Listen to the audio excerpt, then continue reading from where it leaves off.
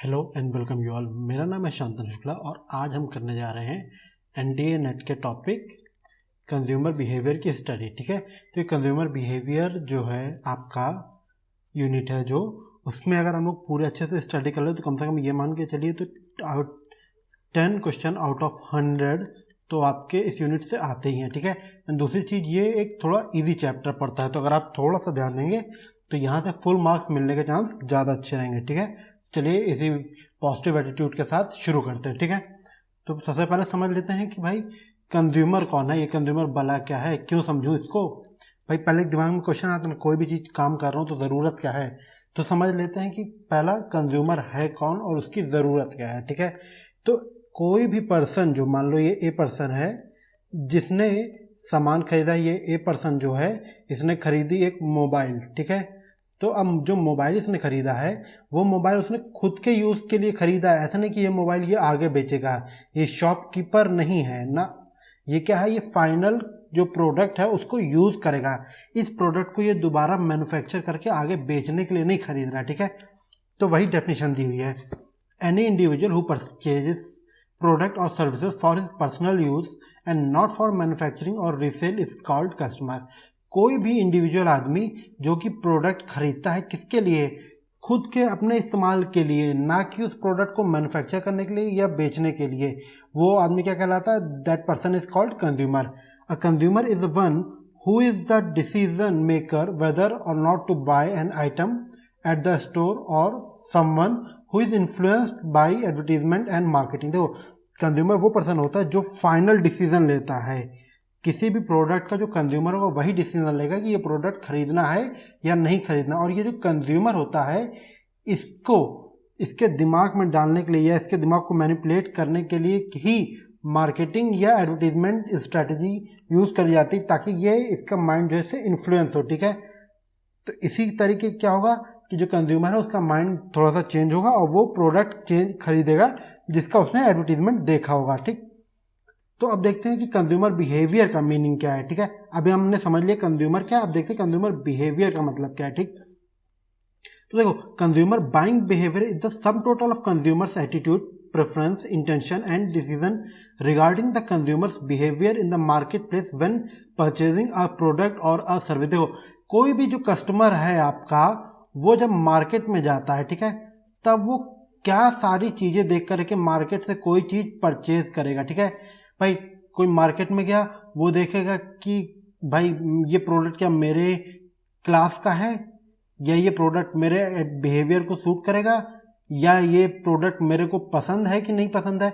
तो ये सारी जो कंडीशन होती है वो सारी कंडीशन को मिला करके जो एक फिनोमेना बनता है उसको कहते हैं कंज्यूमर बिहेवियर। तो इसी कंज्यूमर बिहेवियर के बेस पे कंज्यूमर जो है प्रोडक्ट खरीदेगा या नहीं खरीदेगा या आगे बढ़ेगा। और अगर आप कंज्यूमर बिहेवियर अच्छे समझ लिए तो आप एक अच्छे मार्केटियर बन जाएंगे जिससे आप अपना प्रोडक्ट आसानी से सेल कर सकते हैं। ठीक है, चलिए आगे देखते हैं। अब देखो, अब बात करते हैं उन फैक्टर्स की जो कंज्यूमर बिहेवियर को इन्फ्लुएंस करते हैं, यानी कि कंज्यूमर के बिहेवियर को चेंज करते हैं ताकि कंज्यूमर कोई पर्टिकुलर चीज़ खरीदे। ठीक है, तो देखो कौन कौन से फैक्टर होते हैं यहाँ शॉर्ट में समझ ले, अभी आगे इनके बारे में हम डिटेल में पढ़ेंगे। पहला फैक्टर है साइकोलॉजिकल फैक्टर, दूसरा है सोशल फैक्टर, तीसरा है कल्चरल फैक्टर, चौथा है पर्सनल फैक्टर एंड पांचवा है इकोनॉमिकल फैक्टर। अब ये सारे फैक्टर क्या है विथ एग्जाम्पल हम आगे देखते हैं, तो चलिए शुरू करते हैं। ठीक, अब बारी आती है, पहले फैक्टर है साइकोलॉजिकल फैक्टर। देखो, साइकोलॉजिकल फैक्टर जैसे यहाँ पे इमेज बना रखी है हम लोगों ने, तो यहाँ पे अगर हम लोग ध्यान देंगे तो कंडीशन क्या है कि यहाँ पे जो भी चल रहा है पर्सन के ब्रेन में चल रहा है। ठीक है, तो किसी human psychology plays a crucial role in the designing of consumer preference, likes और dislike for a particular product and services. तो जो कंज्यूमर की जो साइकोलॉजी है या ह्यूमन की जो साइकोलॉजी है वो सबसे ज़्यादा मेन इंपॉर्टेंट रोल प्ले करती है। इस साइकोलॉजी की वजह से कस्टमर डिसाइड करता है कि वो प्रोडक्ट को पसंद कर रहा है या नहीं कर रहा। अब ये क्या चीज़ें होती हैं, पहली चीज़ होगी मोटिवेशन। भाई वो प्रोडक्ट खरीदने के पीछे रीज़न क्या था। भाई देखो, अगर एक कस्टमर कार खरीदने गया, मान लो कार का एग्जांपल ले लेते हैं। ठीक है, तो कार खरीदने गया है, अब उसके पास कार खरीद रहा है अपने फैशन के लिए, रुतबा दिखाने के लिए, तो क्या वो फॉर्च्यूनर पसंद कर लेगा। ठीक है, पर अगर सिर्फ एक मिडिल क्लास आदमी है जो कार खरीद रहा है केवल ड्राइव करने के लिए ताकि उसका काम चलता रहे, तो वो एक ऑल्टो, वैगनार, कोई भी छोटी सी कार लेकर के काम चला लेगा। तो मोटिवेशन एक बहुत बड़ा रोल प्ले करता है कि कस्टमर कोई प्रोडक्ट कैसा खरीदेगा। अब बात आती है परसेप्शन की। देखिए जैसे हमने ये एग्जांपल लिया तो यहाँ पे देखिए फॉर्च्यूनर से कंज्यूमर जो है परसेप्शन लगा रहा है कि ये बहुत हाई क्लास चीज़ है, और ऑल्टो है या मारुति 800 है, इसको क्या समझ रहा है, इसको मिडिल क्लास चीज़ समझ रहा है। तो ये कस्टमर का परसेप्शन है। बाकी दोनों हैं एक कार जिनका ओवरऑल काम रहेगा प्लेस ए से प्लेस बी तक पहुंचा दे एक आदमी को, ठीक है। बट ये सिर्फ कंज्यूमर कस्टमर के दिमाग में परसेप्शन है प्रोडक्ट को लेके। अब रही बात लर्निंग की। देखिए हम लोगों ने पिछली स्लाइड में पढ़ा कि एडवर्टीजमेंट एंड जो मार्केटिंग है वो कस्टमर की लर्निंग को चेंज करने की, इन्फ्लुएंस करने की कोशिश करती है, ठीक है। तो अब इसमें कंडीशन क्या है कि कस्टमर कोई भी एडवर्टीजमेंट देखते हैं उससे नई चीज़ लर्न करता है। अच्छा इस प्रोडक्ट में ये है, इसमें एलईडी लाइट है, इसमें नाइट लाइट है, इसमें डे लाइट है। तो फिर इस नई नई जब लर्निंग करता है कस्टमर तो उसका परसेप्शन बदलता है और वो अलग अलग प्रोडक्ट्स की तरफ इंटरेस्टेड होता है। अब लास्ट है एटीट्यूड्स एंड बिलीफ्स। देखिए एटीट्यूड हो गया किसी प्रोडक्ट को लेकर के आप कैसा सोचते हैं, ठीक है।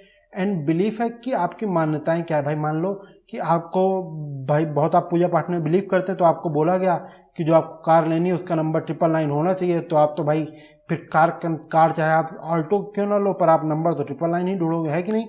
तो ये जो कंज्यूमर उसके बिलीफ पे भी बहुत चीज़ें आपकी डिपेंड करते हैं। और ये ओवरऑल किस में आते हैं, ये ओवरऑल आते हैं आपके साइकोलॉजिकल फैक्टर्स में, ठीक है। अगले फैक्टर देखते हैं। अगला है सोशल फैक्टर, ठीक है।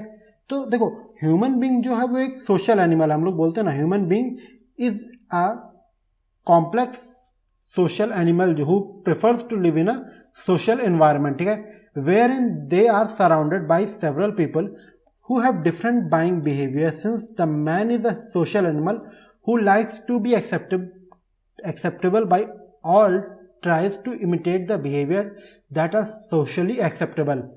Hence the social factor influence the buying behavior of an individual to a great extent. Some of the social factors था, देखो होता क्या, आदमी एक सोशल प्राणी है, ठीक है। तो ये क्या करता है, ये देखता है कि मेरे लेवल के लोग जो है, मेरी सोसाइटी के लोग क्या प्रोडक्ट पसंद करें। अगर मान लो एक हाई क्लास का बंदा है तो वो ऑल्टो 800 तो खरीदने का प्लान कभी करेगा नहीं, ठीक है। वो हमेशा क्या फॉर्च्यूनर देखेगा, डिज़ायर देखेगा, ठीक है, पर वो ऑल्टो 800 की तरफ देखेगा नहीं। तो क्योंकि उसको सोसाइटी में चाहता है कि सब लोग मेरे को एक्सेप्ट करें, इसकी वजह से वो क्या करेगा, इसकी वजह से वो ऐसे प्रोडक्ट खरीदेगा जो कि उसकी सोसाइटी में लोगों को एक्सेप्टेबल हो, ठीक। अब चलिए आगे जो है कुछ वजह दी गई हैं, जैसे कि क्या क्या वजह होती हैं जो सोशल फैक्टर को इम्पैक्ट करती हैं, ठीक। पहली वजह हो गई फैमिली। भाई अगर मान लो कोई एक बहुत अमीर आदमी अपनी अमीर फैमिली से बिलोंग कर रहा है तो वो बहुत अच्छी क्वालिटी के प्रोडक्ट खरीदने पे फोकस करेगा।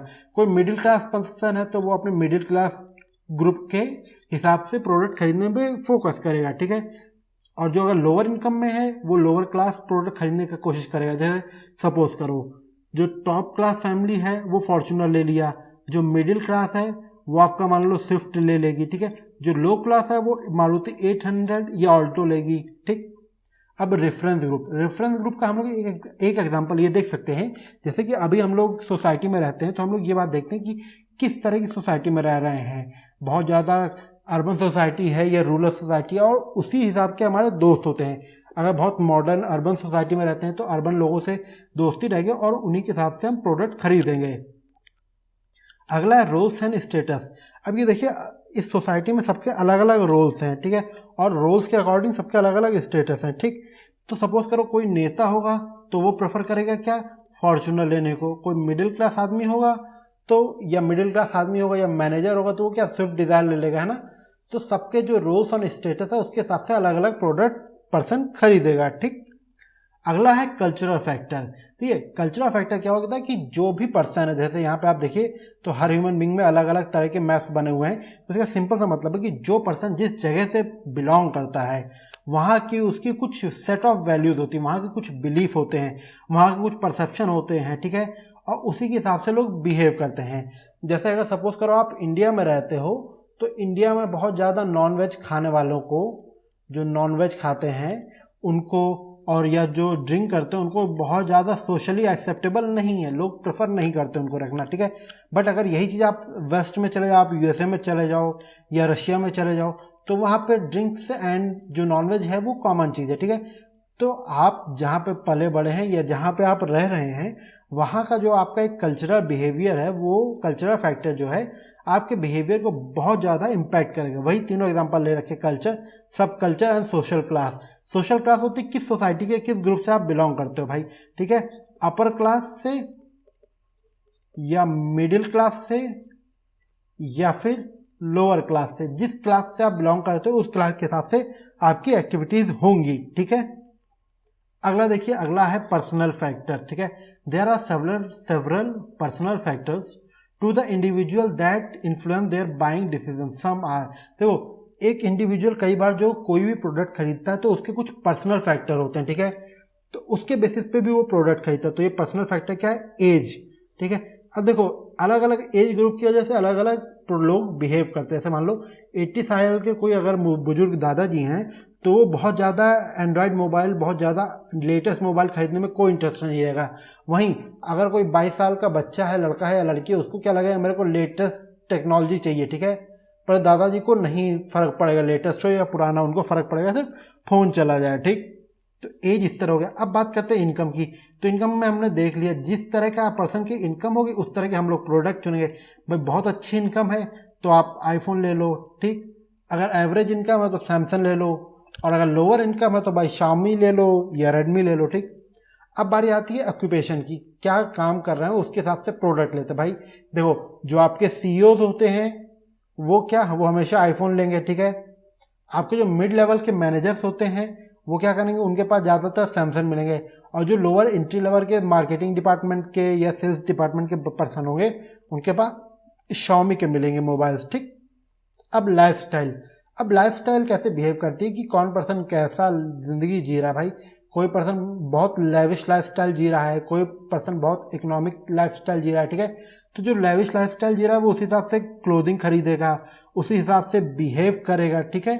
एंड जो बहुत इकोनॉमिकल जी रहा है उस हिसाब से क्लोथिंग खरीदेगा, मतलब एवरेज काम चलाने के लिए कपड़े खरीदेगा। बिहेवियर उसका हम्बल होगा। बट जो बहुत रिच फैमिली से वो हम्बल तो बिल्कुल नहीं होगा, वो एग्रेसिव ज़्यादा होगा। एक्सेप्शंस को छोड़ देते हैं, ठीक। अब देखिए इकोनॉमिकल फैक्टर, भाई ज़्यादातर जो कस्टमर होते हैं उनके किसी भी चीज़ को वो खरीदते हैं, वो जो भी परचेज करते हैं उसमें सबसे बड़ा रीज़न होता है मनी, कि भाई मेरे पास इतना पैसा है, इतने में जो बेस्ट मिल जाएगा मैं वो खरीदेगा, ठीक है। तो मनी एक बहुत बड़ा रोल करती है कि किस तरह कोई कस्टमर बिहेव करेगा। जैसे नंबर 1 एग्जांपल देखते हैं, पर्सनल इनकम। भाई जिस पर्सन की जितनी इनकम होगी उस हिसाब से तो सामान खरीदेगा। जैसे आपने देखा होगा कि जितनी इनकम है उस हिसाब के होम होंगे, ठीक है।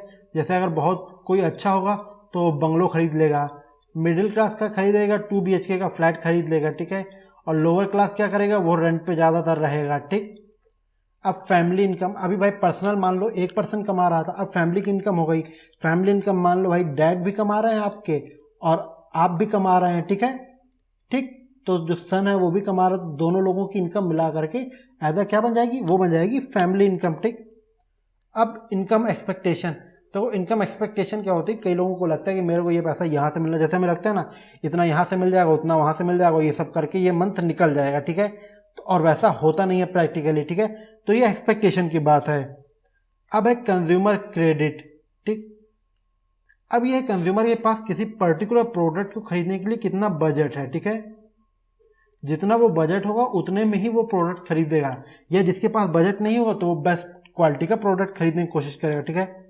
Liquid assets of the consumer, consumer के पास जो लिक्विड एसेट्स है, मतलब जो एसेट्स को वो फाइनली तुरंत बेच सके, बेच के उसको कन्वर्ट किस में कर दे, कन्वर्ट कर दे उसको मनी में, ठीक है।